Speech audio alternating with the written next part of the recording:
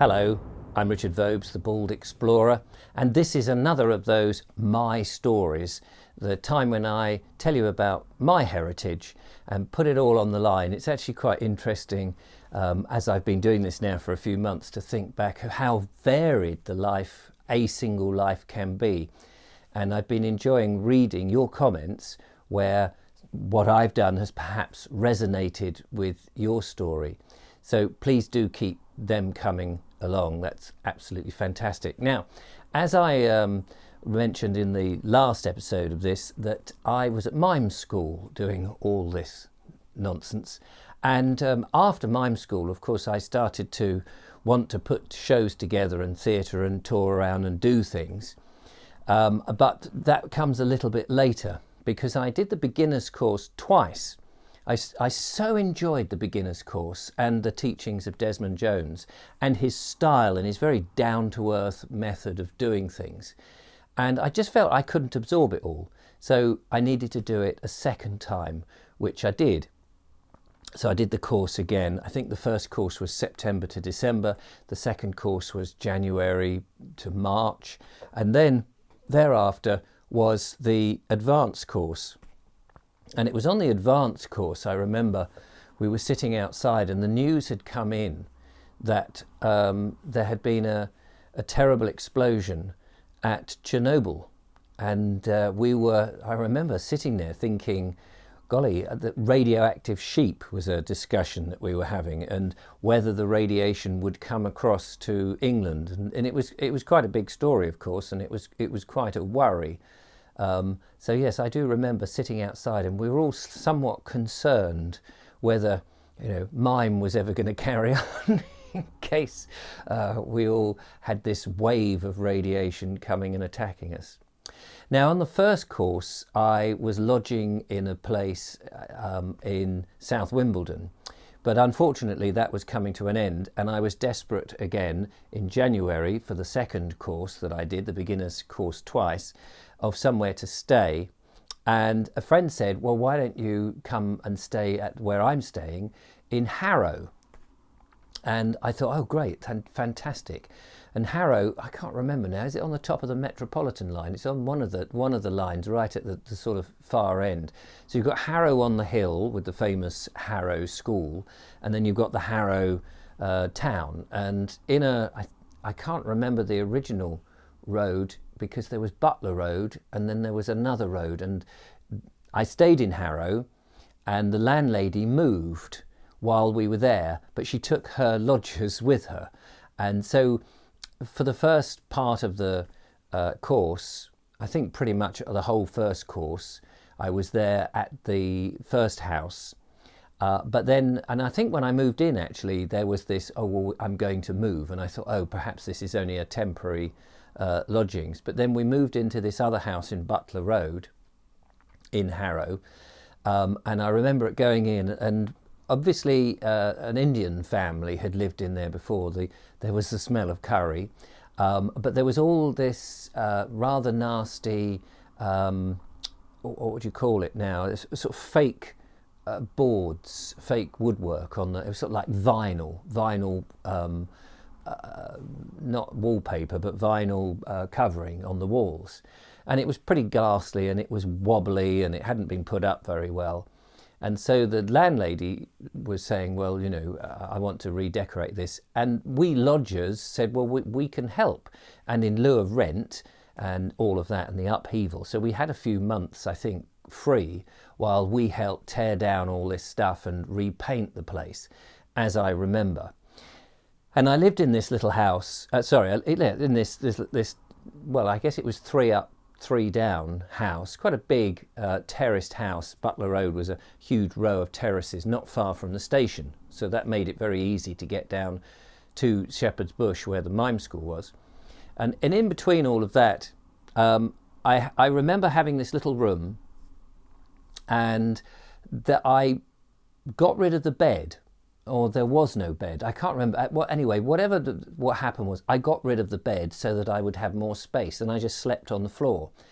And I think I just slept on a duvet on the floor with another duvet on top of me. And I slept on the floor like that. I got used to sleeping on quite a hard floor for years and years, until well, fairly recently, because when I had the children, and we'll get into that story a bit later on, I was sleeping all around different rooms in the house as more children came, because I've got 3 children in the current house that I'm in now. So learning to sleep on the floor meant that I could effectively sleep anywhere and would still get a good night's sleep. So the other thing in this room that I remember having was a telephone. I must have got to the end of the course, and I was trying to get agents and trying to get work. And back in those days, mobile phones hadn't quite come in. And I remember getting a telephone line. I asked the landlady, is it all right if I have a telephone line?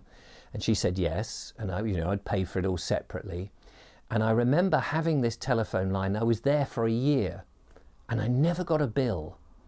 And I kept thinking, when's the bill coming in for this telephone? And I would very cautiously make calls. And because I hadn't had a bill, I knew that when it came, it would be a whopping great big bill. So I didn't take much use of it. But every now and again, I would get a phone call on this, and I was trying to get agents and things and think it was an agent ringing me back. And it would be somebody for the Harrow market. Well, I stayed there for a year in this room, I remember, and I never got a bill at all. And when I left, I had no idea where to, send any payment or anything. And I just thought, well, I'm not going to rock the boat. So when I left the house, I left the telephone, unplugged the telephone and what have you, and never had that bill. And if only I'd known that I was never going to get a bill, I could have rung all and sundry. But I was just so careful because I didn't want to run up a big bill. But there you are, yeah. That was a funny moment. While on the Mime course, there were weeks of other courses you could do in between. So Desmond would run these 3-month courses, and we would be, doing our mime and physical exercise and learning techniques and all of this, as I explained in the previous video.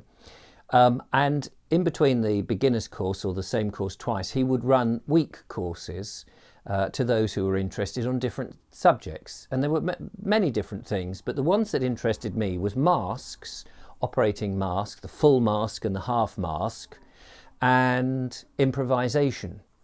And these were fascinating because later on, and you'll hear me talk about how the mask became a very important part of my life and actually got me into my first proper, what I would call my first proper television job. And I would later be making masks, and I will tell you about this, making masks in the car park as a security guard at TVAM, but that's to come. The improvisation course was fascinating because so much of improvisation is based on master and servant, in as much as, and that relationship changes all the time, but somebody at some point is in control and somebody else is subservient to that, but that can change in your improvisation. So I don't want to get into all of that now, but it was a very interesting thing to learn, because when you're improvising, you have to go with whatever the improvisation is. You have to say yes, never close it off and say no. So if you're there, I don't know if you remember in the 90s, there was Whose Line Is It Anyway, I think, an improvisation show, comedy, and I forget the name of the presenter there. He would give the comedians a theme, or the audience would call out a theme, and then they would act out a comedy scene. And the only way these work is if, no matter how outrageous the suggestion is, or somebody says something, you must have a positive response to it. Because if you say, no, I don't do that, then the whole thing stops. It becomes a block. So you have to go along with it. This was fascinating, and this all sort of stems back, as Desmond Jones was explaining, to masters and servants. Somebody is a master of the situation, and someone then is subservient to that situation, but the roles change. Anyway, it's quite a complicated thing, and but I did that, and I thoroughly loved all of that improvisation and going with and going off into clouds of lunacy often. the thing is, that has stayed with me for many years. And when I do my Vobes show, I very often go off into a surreal monologue of nonsense as the brain is constantly going with whatever comes into my head and then taking it further down a rabbit hole of nonsense. And I love that. I absolutely love that. One of the other things was, of course, when leaving Mime School and chatting to the other performers, what was interesting, let me just go back a bit. What was interesting on the mime course, there usually was only, there was about 20 of us in total as students at any one time, but there was usually only about 3 or 4, as few as that, who were serious about theatre or performance. The rest were people who were curious about mime, worked with people who were deaf, or other, not necessarily medical things or sociological things, or were interested in fitness and things like that. It was very odd that there were so few who knew, who had experience of theatre or wanted to take mime as part of their performance and do things with it. That was most odd. And so often at the end of the course, I would be talking, and I would naturally gravitate to those who had a more theatrical career ahead of them and would be talking like that. And we would chat about what we're going to do with these new skills that we had, because the others were, they were taking them back. And the other thing was, of course, that many people, and this was astonishing, would never actually get to perform. They just did course after course after course. And so I would meet people on the mime course who would say, oh, I've done Etienne de Creux, or I've done so-and-so, so-and-so. I'm next going on to Adam Darius's course, or I'm going to do a course with so-and-so, but never actually perform. And I found that very strange. I think so much of my life has been, apart from the mime course, has been, of which I was teaching mime before I went on the course, is learning as you do it, is get out there, do it and learn, and learning on the job, basically.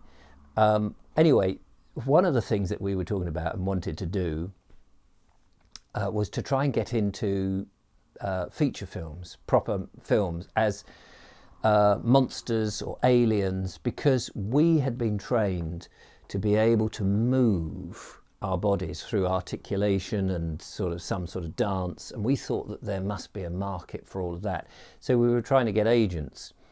And I remember also we wanted to get work in anything connected to it.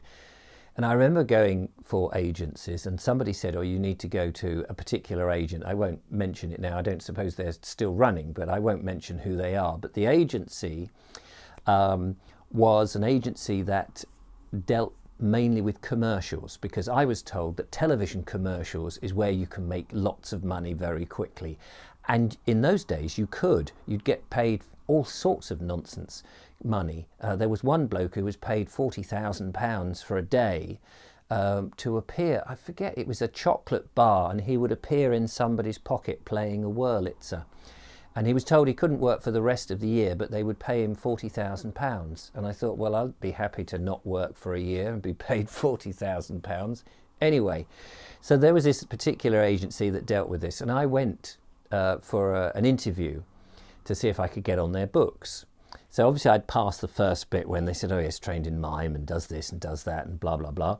So I went along, and I was faced with this chap who was called Nick Young, or Nicholas Young. And he had been, now if I've got this right, and I'm pretty certain this is right, he had been in a television series that I'd grown up watching called The Tomorrow People. Some people may remember that. And he was running this agency, and I remember going in and meeting him and being a little bit starstruck, going, oh, blimey, I know who you are.